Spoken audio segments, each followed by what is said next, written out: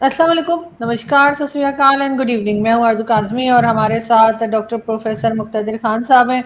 बहुत शुक्रिया सर कि आज आपने टाइम निकाला और आप आए। Thank you.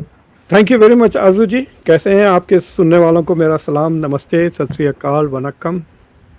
सर बिल्कुल ठीक है। कल से तो हम लोग बड़ा डिस्कस चल रहा है कि या डिस्कशन चल रहा है DGISPR की प्रेस कॉन्फ्रेंस, जो काफ़ी लंबी थी और 2 ढाई घंटे की थी और उन्होंने उसमें कई बातें की। लेकिन जिस बात से मैं शुरू करना चाहूँगी वो आप भी जानते हैं कि उन्होंने कुरान की आयत का बताया कि जी उसमें ये लिखा है कि आप नॉन मुस्लिम या काफिरों से आप दोस्ती नहीं कर सकते। क्या वाकई में सर ऐसा? तो ये आयत अगर आप अब दिखा दें तो इट विल बी बेहतर, अगर आप ये शेयर कर लें। तो ये सूरत अल इमरान की 28वीं आयत है। एंड इस आयत का जो असल लफ्ज़ है कंट्रोवर्शियल वो औलिया है। ठीक है, ला यत्तखिज़ु अल मोमिनीन अल काफिरून औलिया मिन दूनिल मोमिनीन। बेसिकली कह रहा है कि जो मुसलमान हैं, जो बिलीवर्स हैं, should not take disbelievers as guardians instead of believers. अब वो जो वर्ड औलिया है, अगर आपने सुना होगा, सूफीज तो औलिया अकराम कहते हैं, हम्म। राइट? तो सो औलिया can mean many things, don't take them as your spiritual guides. Translate कर लें आप कि भाई आप भक्ति मूवमेंट ना ज्वाइन करें और या आप सैन फ्रांसिस्कन मंक्स को ना ज्वाइन करें।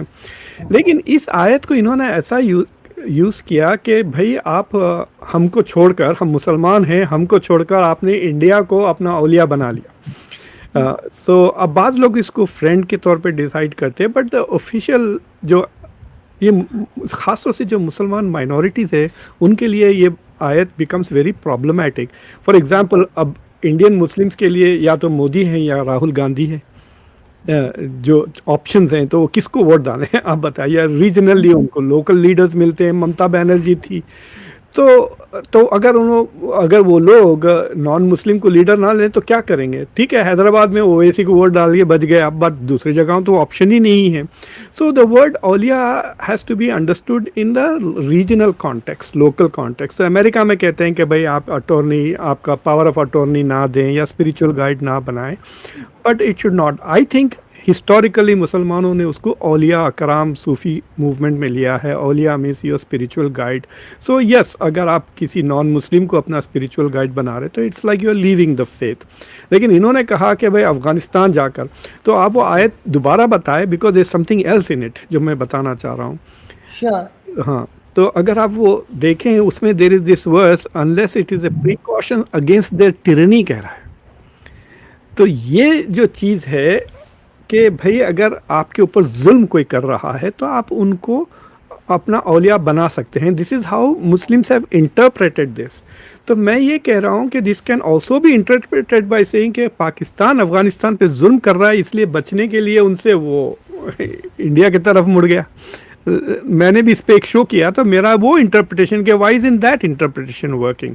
और लेट अस से कि अगर हम ये चौधरी साहब की ही ले लें इंटरप्रिटेशन कि आप अगर आप अपनी हिफाजत के लिए अगर आप काफिरों के पास जा रहे हैं तो आप मुसलमान नहीं हैं। अरे भाई, तो पाकिस्तान की सारी तारीख इस दिन गोइंग आफ्टर पाकिस्तान, चाइना या अमेरिका? क्या अमेरिका इस्लामिक मुल्क है? नहीं है। और इसमें कोई पीपल ऑफ द बुक, अहल किताब का कोई जिक्र नहीं है। सो यू कांट से कि अमेरिका इज़ अहल किताब, हम उनको हमारे औलिया बना सकते हैं। No, there is no concession. Other they are believers और दे आर नॉट बिलीवर्स। अब आप डिसाइड कर लें। चाइना तो डेफिनेटली बिलीवर्स की कैटेगरी में आता नहीं है, इट्स एन एथीस्ट नेशन। तो फिर आप चाइना की औलिया कैसा ले सकते हैं? If Pakistan can take China as its guardian, so why can't Afghanistan take its India as a guardian? Simple सा सवाल है। It's a hypocritical position. उल्टा डिस्प्यूट छोड़ दें। आई वुड रेकमेंड कि पाकिस्तान की जो लीडर्स हैं, मिलिट्री हो या कोई भी है, और दूसरी जगहों पे, unless your country is worth admiration, आप प्लीज़ कुरान को ना छेड़ें, इस्लाम को बदनाम ना करें। ठीक है, इट इज़ लाइक बदनाम कर रहे हो। मतलब ये मुंह और मसूर की दाल वाली बात हो जाती है ना फिर। सो अगर वो उन्होंने ये आयत नहीं यूज़ करती ना, मैं इनकी पूरी तकरीर इग्नोर कर देने वाला था। I was not interested. वो मेरे पास वो आ गया छोटा सा, वो कहते हैं ना, वो रील किसी ने भिजा दी and the moment I saw this, अब तो मुझे भी बदनाम कर रहे हो because I am a Muslim, I am a practising Muslim, आप मेरी टेक्स्ट को आप, so he should not do this. अगर ये इतने ही सीरियस थे तो फिर आपने जाकर यूएई से पैसे क्यों नहीं लिए after it sign the Abraham Accords? उन्होंने तो इजराइल को ले लिया एज अपना औलिया, राइट? सऊदी अरेबिया और पूरे गल्फ की countries are taking America as its औलिया। So I think he should not try to use this. I don't know what, क्या समझे कि बहुत बड़ा स्मार्ट हूँ मैं, और या जो भी उनको रेकमेंड किया टू यूज दैट आयत। और प्लस आई वुड लाइक, अगर आप यूज भी कर रहे हैं तो अरबी भी पढ़ के सुना देते हमको कि आपकी तिलावत कितनी अच्छी थी।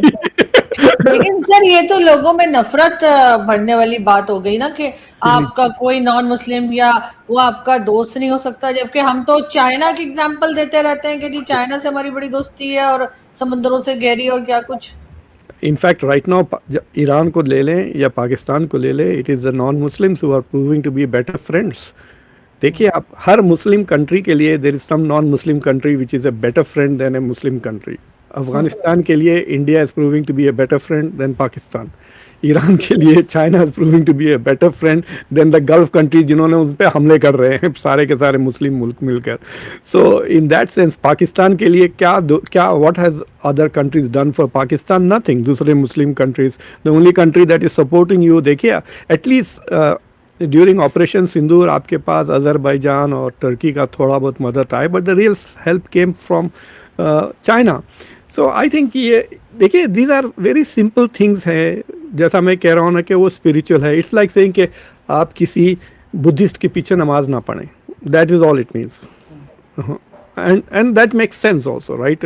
It for all बुद्धिस्ट क्यों नमाज के लिए सामने खड़ा होगा? सबसे पहली बात तो ये, that is what I'm trying to say, because देखिए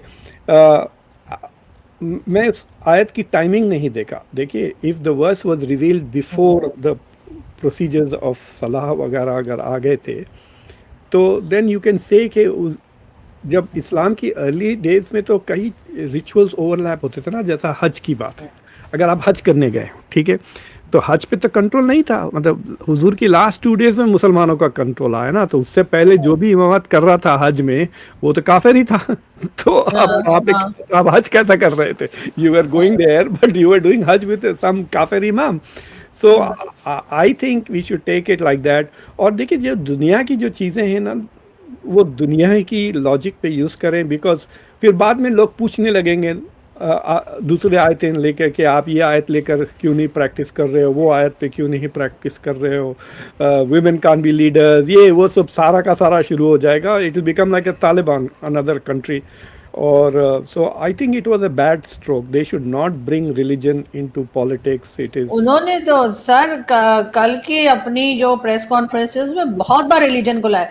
अफगानिस्तान को उन्होंने इस्लाम से बाहर निकाल दिया, तालिबान को उन्होंने निकाल दिया, उन्होंने कहा कि वो तो मुसलमान ही नहीं है। तो क्या ये सब कुछ होना चाहिए कि आप किसी को भी डिक्लेयर कर रहे हैं कि वो मुस्लिम है या नॉन मुस्लिम है? वो मैंने किसी जगह पढ़ा था, आई डोंट नो सच्चा है या झूठा, लेकिन किसी ने लिखा था कि किसी अरब ने पाकिस्तानी से कहा कि भाई कलमा तो हमने भी पढ़ा है लेकिन तुम लोग तो बिल्कुल ही बावले हो गए हो पढ़कर। तो वो वाली तो सर नहीं हमारी हालत हुई है। एक हदीस है विशेष के जब आप किसी को काफिर कहते हैं ना, दोनों में से एक काफिर जरूर है।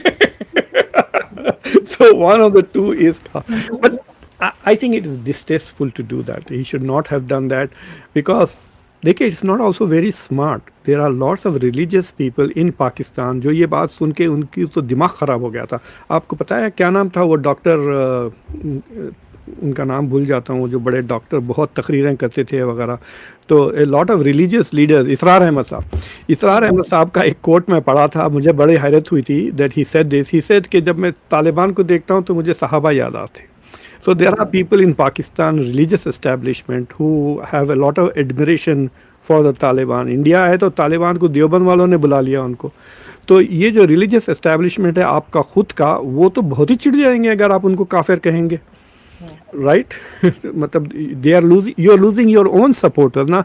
वही लोग जिनके थ्रू आप तालिबान को मॉडरेट कर सकते हो, स्पेशली टीटीपी की बात कर रहा हूँ मैं, जो तहरीक तालिबान पाकिस्तान है, अगर आप उनको इन्फ्लुएंस करना चाहो तो you can do that better through your religious establishment.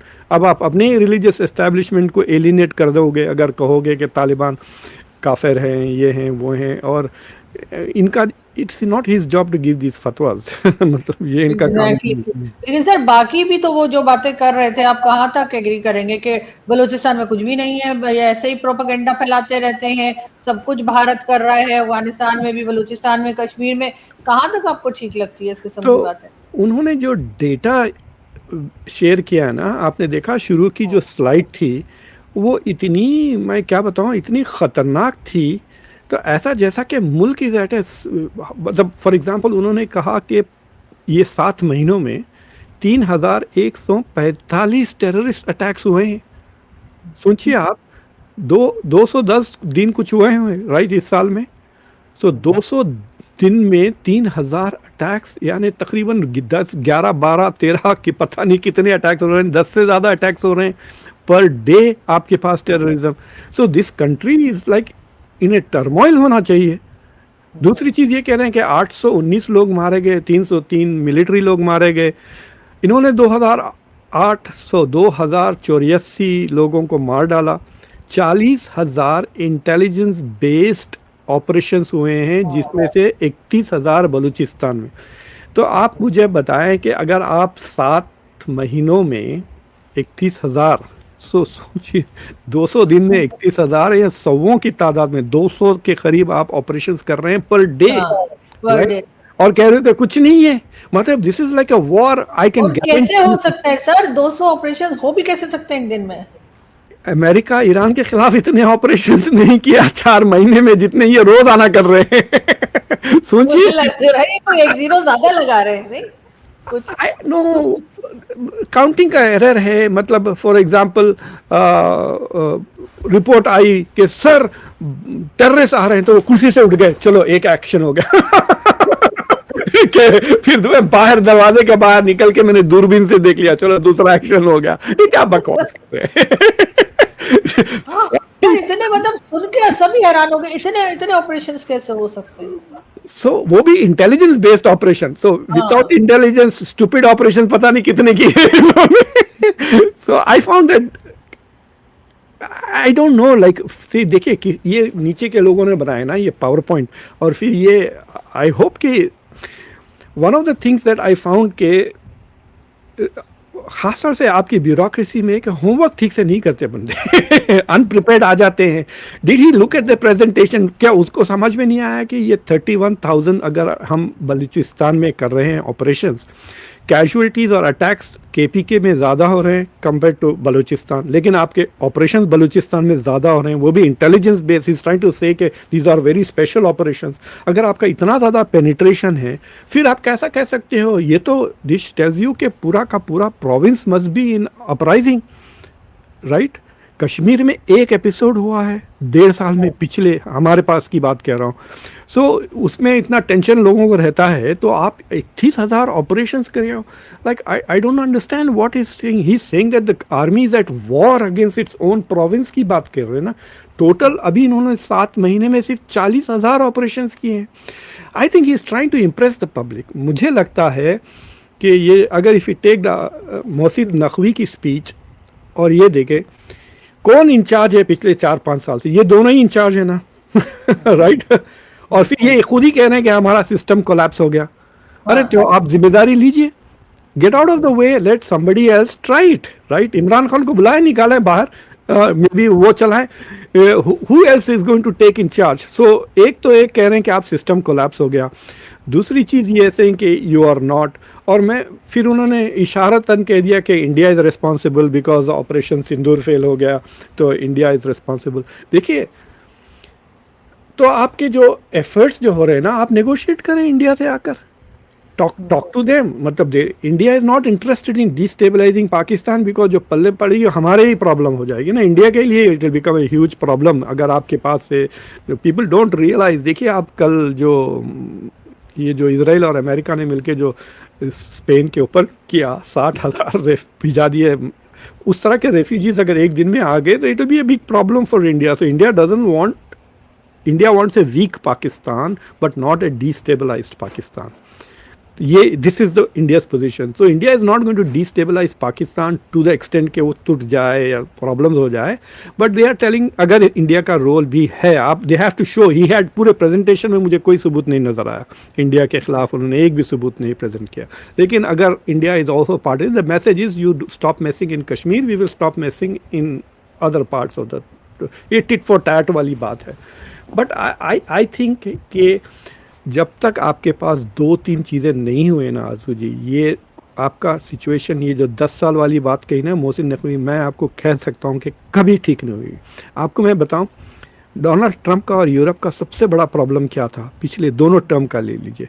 पहले टर्म में Donald Trump was pissed off कि ये 2% भी अपने डिफेंस पे नहीं खर्च कर रहे थे यूरोप, याद है 2%.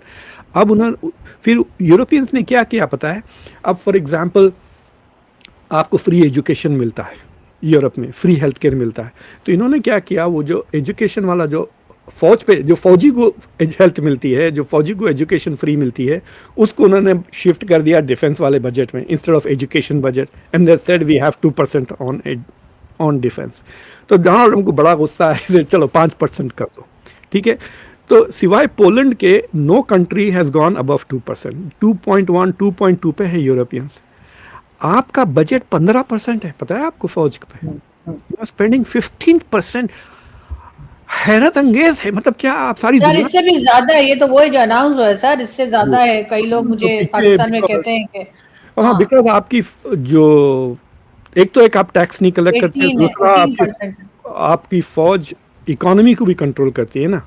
तो जो टैक्स नहीं पे कर रहे हैं आपकी industries is because the money is going to the military. अब ये और बात है कि क्या मिलिट्री इस्तेमाल कर रही है मिलिट्री के लिए या सिर्फ अपने जेब के लिए कर रहे हैं, I have no idea, because वो डार्क मनी ब्लैक मार्केट की बात आ जाती है. बट ऑफिशियली जो है आपका बजट जो $10 बिलियन का 9.9 बिलियन है, आपका टोटल बजट 63 बिलियन का है. पिछले साल की बात कर रहा हूँ, इस साल का मुझे नहीं पता. तो इट इज़ 15% ऑन डिफेंस. तो आप 15% डिफेंस पे बजट कर रहे हैं. It is the second biggest item after debt payment. जो आपका डेट पेमेंट है वो 30 बिलियन है, राइट, 3 गुना ज़्यादा डेट. तो ये बुरा हाल है, ये सारा का सारा पैसा वहीं खर्च हो रहा है कि आप पाकिस्तानियों के खिलाफ लिटरली मिलिट्री ऑपरेशंस कर रहे हैं 40,000, उसमें ये पैसे खर्च कर रहे हैं, and they are failing. And he didn't talk much about, देखिए काउंटर टेररिज्म का एक सबसे बड़ा हिस्सा is winning hearts and mind वाली बात है ना. तो आप अपनी ही पॉपुलेशन को एलिनेट के जितने ये मिलिट्री ऑपरेशंस करेंगे ना, बलूचिस्तान में, KPK में, अब फिर AJK में, इट विल एलिनेट. फौज आएगी, लोगों को मारेगी, तो और लोग छिड़ेंगे, लोग नाखुश होंगे. There is no other way to do this. जैसा फॉर एग्जांपल मुझे अभी तक वो 12 सीटों की लॉजिक नहीं समझ में आती. वो जो ये इन्होंने तकरीर की बिलावल भुट्टो ने, मैंने देखा वो बड़ा फिर रहा है ना. फर्स्ट ऑफ ऑल आपकी बाप की जागीर है जन्नत की बेनज़ीर, जन्नत Benazir should be like a blasphemous statement है वो, राइट. जन्नत फिरदौस है, लाइक आपकी अम्मा के नाम पे जन्नत में जगह थोड़ी बना रहे. सो कॉलिंग इट बेनज़ीर जन्नत वाज आल्सो क्वाइट इरिटेट. मैं तो इरिटेट हो गया honestly. I have a lot of respect for Benazir Bhutto. मैंने उनके साथ 3-4 घंटे गुजारे हैं one-on-one with her in Doha. So I found her a very thoughtful person who cared about Pakistan. But दूसरी चीज़ इन्होंने कहा, वो छोटा सा क्लिप है 35 सेकंड्स का है आरजू, उसको देखो. उसमें कह रहे हैं कि मैं पाकिस्तान को ये कर दूंगा, पाकिस्तान को कश्मीर को जन्नत बना दूंगा, लोगों को इंसाफ दे दूंगा. तो बना दें जा आपकी हुकूमत. और वैसे अभी भी पाकिस्तान, अभी भी सिंध इन्हीं की हुकूमत है ना, इनका ही है ना. फिर why have they not done that. दूसरी चीज़ ये है, फिर वो कह रहे हैं कि सेल्फ गवर्नेंस की बात कर रहे हैं. तो भाई तो कश्मीरियों को ख्वाब देखने दे कि कश्मीर उन्हें कैसा चाहिए. आप क्यों आप just get out of the way. मेरा ये जवाब है कि if you want Kashmiris to have autonomy, तो आप लाहौर को, इस्लामाबाद को, कराची को निकालें कश्मीर में से. Let the Kashmiris govern themselves, उनको ऑटोनॉमी दीजिए. देखिए I can always tell you कि जो लोकल मसाइल होते हैं, लोकल लोग ही उसको बेहतर हल कर सकते हैं. रिसोर्सेस नहीं होते, but they have the ideas, they know what the problems are, और they also have a better idea what will work and what will not work. देखिए तो अगर मैं तो to me that was a very strange thing.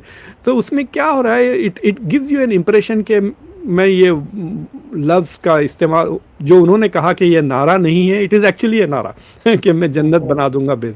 Give them something very realistic कि भाई हम आपको ऑटोनॉमी, विल मेक श्योर कि आपकी ऑटोनॉमी फंक्शनल हो। 53 सीटें हैं कश्मीर में, जिसमें से 20 सीटें तो सेंट्रल ही कंट्रोल करता है, वो जो अपॉइंटमेंट होते हैं वो वाले 8 हैं, और जो 12 सीटें जो आप बाहर इलेक्शन करवाते हैं, तो 40% तो बाहर से आ रहे हैं लोग governance. I mean what is the autonomy. दूसरी चीज़ ये है, अब ये इंडियंस चिढ़ने वाले हैं मेरी बात से, जब इंडिया ने 370 करके कश्मीर को इंटीग्रेट किया ना, आप लोगों ने, आपको भी वही करना चाहिए था कि आप भी कश्मीर को एक बाकायदा प्रोविंस बना लें, right. You are still treating it as if you have occupied it। पर अब ये कह रहे हैं, बनाने की बात कर रहे हैं, अब कर रहे हैं ना, बहुत देर से समझ में आई इनको बात, because you are treating it like a hostage की तरह ट्रीट कर रहे हैं उसको, not as if they are part of it. उसको अलग से रखा है, उसको फ्रीज कर दिया इन्होंने ना डेवलपमेंट वाइज। तो आई थिंक इस सारा का सारा, जैसा नकवी साहब ने कहा कि हमारा सिस्टम कोलैप्स हो गया है, तो मेरे ख्याल में, देखिए जब हम कहते हैं ना कोलैप्स हो गया, तो किसी के वजन के अंडर कोलैप्स होती है चीज़, राइट। वो वजन आपकी फौज है, आपकी जो मिलिट्री जियोपॉलिटिकल अजम्पशंस है कि हम एक इंडिया से जंग जीतेंगे और ज़बरदस्ती ले लेंगे। आप अकबर अहमद का नाम सुने, अकबर अहमद जो प्रोफेसर हैं पाकिस्तान के, तो वो बांग्लादेश में थे चंद दिन पहले, 1971 की जंग होने से पहले। तो उनकी मुलाकात, वो क्या नाम है वो जनरल साहब के, आपकी जो मशहूर जनरल थे, वो उनका नाम भूल रहा हूँ, जो पाकिस्तान के आर्मी के इंचार्ज थे बांग्लादेश में। तो उन्होंने इनको कहा कि इंशाल्लाह अगली जुमा हम जामा मस्जिद में पढ़ेंगे। तो इन्होंने कहा जामा मस्जिद, कौन सी जामा मस्जिद, सिर्फ दिल्ली वाली दिल्ली की जामा मस्जिद। तो apparently they wanted to build a corridor, 100 kilometre wide corridor Pakistan east से पाकिस्तान में। तो ऐसे तो ख्वाब देखती है आपकी फौज, उसके लिए दे आर कॉन्स्टेंटली, मतलब सारी सोच उसी में है, सारे पैसे उसी में। लेकिन सर ये ख्वाब तो इसलिए देखते ना क्योंकि अमेरिका इनको सपोर्ट करता है। कब अमेरिका ने किसी सिविलियन गवर्नमेंट को सपोर्ट किया पाकिस्तान में? हमेशा मिलिट्री को ही सपोर्ट किया, चाहे वो ज़ियाउल्लाह को, चाहे वो मुशर्रफ हो, या जो चाहे खुल्लम खुल्ला ना है उस वक्त भी पाकिस्तान की मिलिट्री को ही डोनाल्ड ट्रम्प तारीफ करते नहीं थकते। देखिए टर्की के ऊपर भी काफ़ी दबाव पड़ा था कि इराक़ की जंग ज्वाइन करे, but Turkey did not join it because they were an elected civilian government थी। उनकी सिविलियन गवर्नमेंट ने कह दिया कि नहीं, हमारी पब्लिक ओपिनियन पोल देख लिया, 85 to 90% इज़ अगेंस्ट इट। अगर हम आपके साथ जंग में जाएंगे तो इलेक्शन में हम तो वाइप आउट हो जाएंगे, so we can do this. तो अगर आप, if you have a real democracy ना आरजू, अगर आपका लीडर जेन्युइनली इलेक्टेड है, तो वो कई चीज़ों को ना आसानी से कह सकता है। All he has to do is show public opinion. Sir आप पागल हो गए, मैं आपका दोस्त हूँ, मैं हार जाऊंगा इलेक्शन तो आपका ही नुकसान हो जाएगा।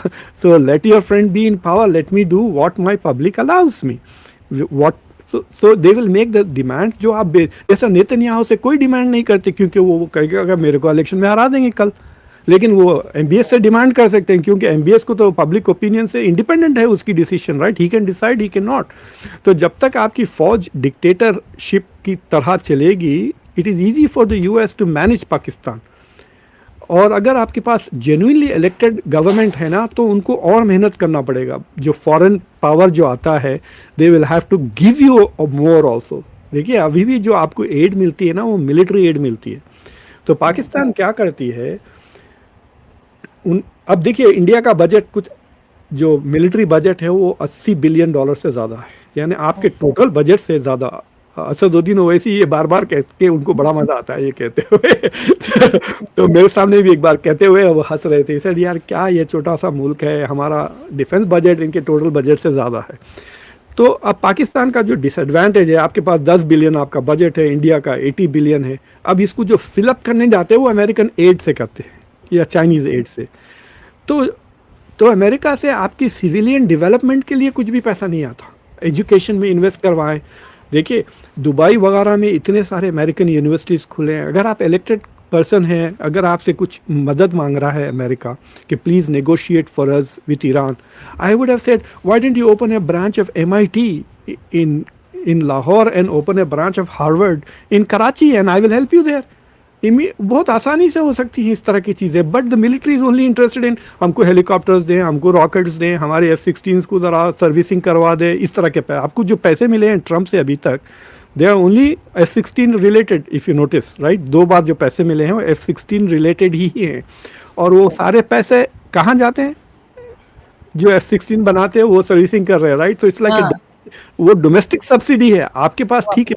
हाँ, आपके पास ठीक है, आपके planes are in a better shape, but पैसे तो कुछ नहीं मिले ना आपको, वो पैसे यहीं पर जा रहे हैं। सो आई थिंक कि जब तक आपका military civilian balance is not restored, कि फौज वापस जाए बैरक्स में और फौजी के काम करें। मेरी कमर चीमा से इस पर एक बहस हुई थी, इतनी तारीफें कर रहे थे डिप्लोमेसी की, आर्मी की। मैं बोला इनका काम ही नहीं है, और आज पता चल गया कि they are complete failure when it comes to domestic security, कि आप अपनी कौम पे 40,000 मतलब it's like as if the whole country is in rebellion, ऐसा लग रहा है ना, राइट। सो आई थिंक एक you have to strengthen civilian government. दूसरी चीज़ ये है कि Pakistan needs what is called, जो हम कहते हैं न्यू सोशल कॉन्ट्रैक्ट, कि आप अपनी आवाम के साथ नेगोशिएट करें। तो मुझे एक बार मैंने मुशर्रफ से ये बात पूछी थी कि यहाँ आके वो एक लेक्चर दिए थे, तो उस दिन काफ़ी वक्त उनके साथ गुजारने का चांस मिला था। तो मैंने उनको ब्लास्फेमी लॉज के बारे में पूछा था, तो उन्होंने कहा भाई 2 चीज़ें हम नहीं कर सकते, एक ब्लास्फेमी लॉ नहीं निकाल सकते, दूसरा हम कश्मीर के बारे में we can not change our position, doesn't matter who comes to power. तो बातों बातों में मैंने कहा यार आप इस्लाम छोड़ के सेक्युलर पार्टी बना सकते हो लेकिन कश्मीर नहीं सकते। तो he started laughing, he said you are right, ना नवाज शरीफ छोड़ सकते हैं कश्मीर को, ना बेनजीर भुट्टो छोड़ सकती है, she was alive at that time. He says but they can become secular and even you know leftist communist.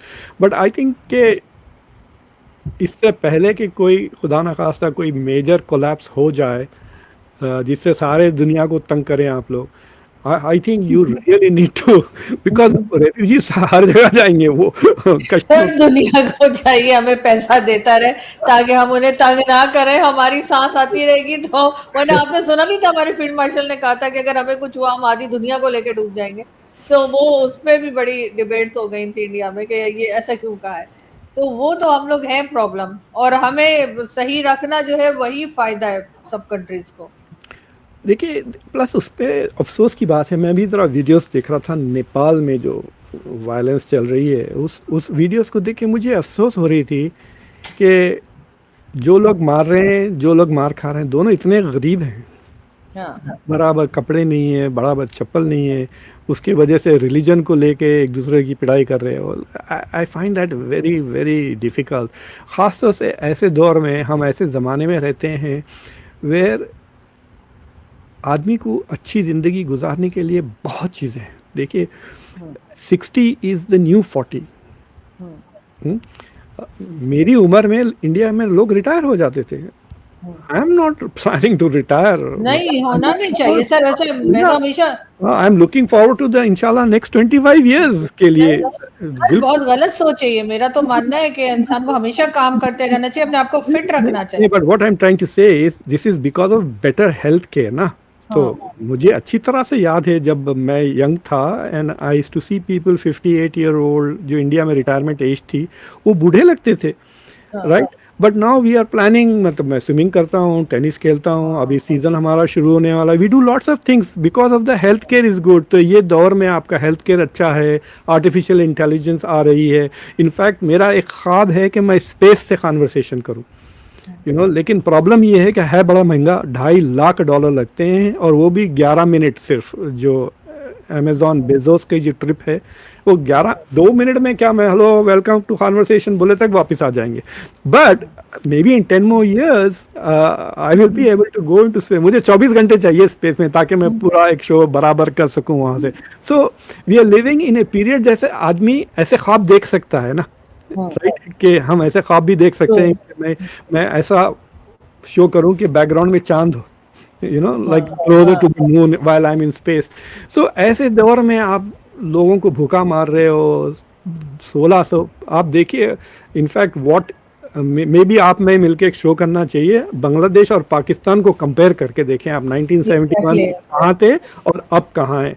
और ऐसी कोई ग्रेट जगह नहीं है बांग्लादेश, वहाँ पे भी जेनजी का प्रोटेस्ट चल रहा है, कई लोग गरीब हैं, वो भी दुनिया में हर जगह जा रहे हैं। इनफैक्ट ममदानी के जीतने में बांग्लादेशियों का बहुत बड़ा हाथ है। अब न्यूयॉर्क में 1 लाख बांग्लादेशी रहते हैं। So they are also migrating away, but still relatively it has done better. तो ये जो चीज़ चाहिए ना कि it has to be about good governance, कि you have to focus on good governance, diplomacy, geopolitics, ये इसकी टोपी उसके सर, none of those are going to improve the condition of the people. और कुरान को बड़ा शौक है ना, उनको पढ़िए कि कुरान कहता है कि हम उनकी हालात जब तक नहीं बदलेंगे जब तक वो खुद ना बदलें। खुद ना बदले। It is very clear in the Quran that Allah will not change the condition of a people until they change it themselves. तो अंदर से पहले बदलाव आना, तो फिर आपकी सोशियो पॉलिटिकल कंडीशन, हाँ, and people have to decide कि भाई आपका क्या एजेंडा है, मकसद क्या है स्टेट का, कि आप आइडियोलॉजिकल चीज़ें करें या स्टेट का मकसद है कि लोगों को खुशहाली में रखें, सेफली रखें, and that is something that people need education about, you know. मेरे फादर कहा करते थे, मैं लास्ट में जरूर बताऊंगी, और फादर कहते थे कि पाकिस्तान ऐसी कंट्री है जहाँ पे मुसलमानों को मार मार के और मुसलमान बनाया जाता है। तो वो मेरा ख्याल है कि वही चीज शायद कल ये DGISPR भी कहने की कोशिश कर रहे थे या बताने की कोशिश कर रहे थे। हालांकि मेरा ख्याल है ये बिल्कुल एक गलत चीज है कि आप किसी के ऊपर इस तरह से नेगेटिविटी लेकर आए रिलीजन के अंदर। देखिए कराची में जितना ड्रग एडिक्शन है, और आप फिर जो transparency.org नाम की वेबसाइट है, transparency.org that measures corruption, तो जो नीचे के जो 5, 6 या 10 करप्ट मुल्क हैं सबसे ज़्यादा दुनिया में, उसमें पाकिस्तान का नाम आ जाता है। सो इस्लाम ने ना तो लोगों को लेस करप्ट बनाया, मतलब हर किस्म की आपके पास करप्शन है, मॉरल करप्शन भी है, ये भी है। So it is not like मतलब अगर जैसा मोदी कहते रहते ना जाके कि हम विश्व गुरु हैं और we want others to copy us, अगर पाकिस्तान का कोई लीडर ये कहे तो उनकी लोग हंस हंस के गिर जाएंगे कुर्सियों पे से, right, that we want others to copy us. तो फिर आप ऐसे कैसे मुसलमान मुल्क हो? इनफैक्ट द ओनली मुल्क, क्या कहते हैं आप लोग, कि the only country built on ला इलाहा इल्लल्लाह कहते हैं। तो आपने ऐसी मिसाल क्यों नहीं पेश की कि सारे मुल्क आप जैसे बनना चाहें? You know, you are supposed to be that, right? I don't think sir के कोई हमारे जैसा बनना चाहेगा। आपको भी नहीं बनना चाहते। Exactly, हम खुद इसमें से निकलना चाह रहे हैं, तो हमारे जैसा कौन बनेगा? थैंक यू सो मच कि आपने आज ज्वाइन किया सर, हमेशा की तरह बहुत अच्छा लगा आपसे बात करके। Thank you. Thank you Aazu, bye. Thank you, bye.